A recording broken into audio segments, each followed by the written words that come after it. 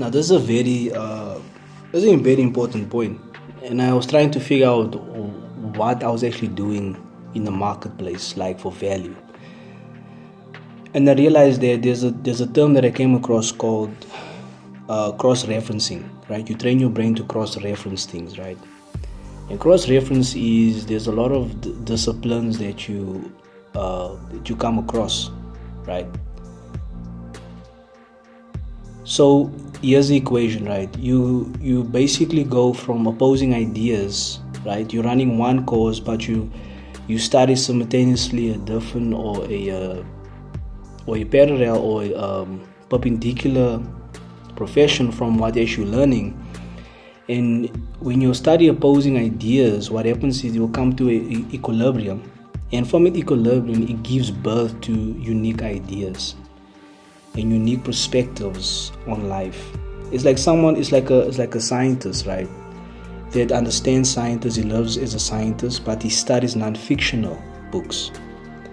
And what happens is that there is a point where he hits an equilibrium, and that scientist will literally come up with ideas, or it will somehow manifest a very profound idea on dealing with situations.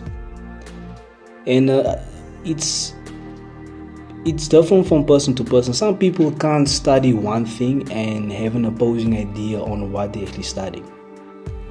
It's a very crucial point, but it trains your brain to understand the SEP of a lot of important things and mechanics of professions,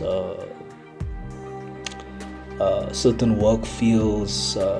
You're teaching your brain to basically seek the important parts about a lot of things, instead of you being very biased to what you believe is true.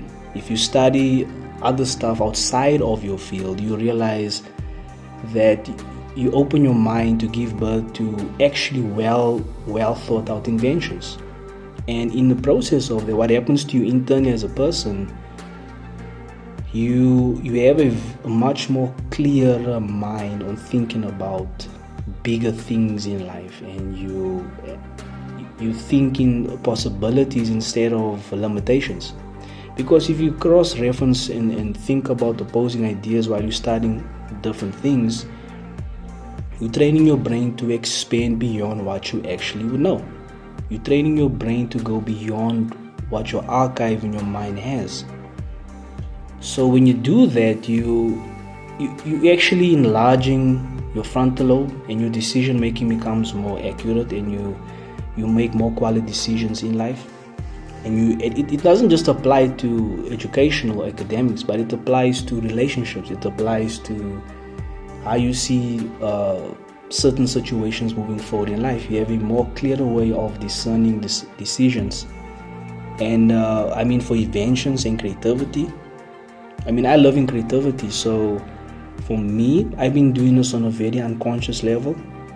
But the creativity that I give birth to, because I love trying to make opposing ideas work together, it creates a massive level of creativity that many people don't understand why.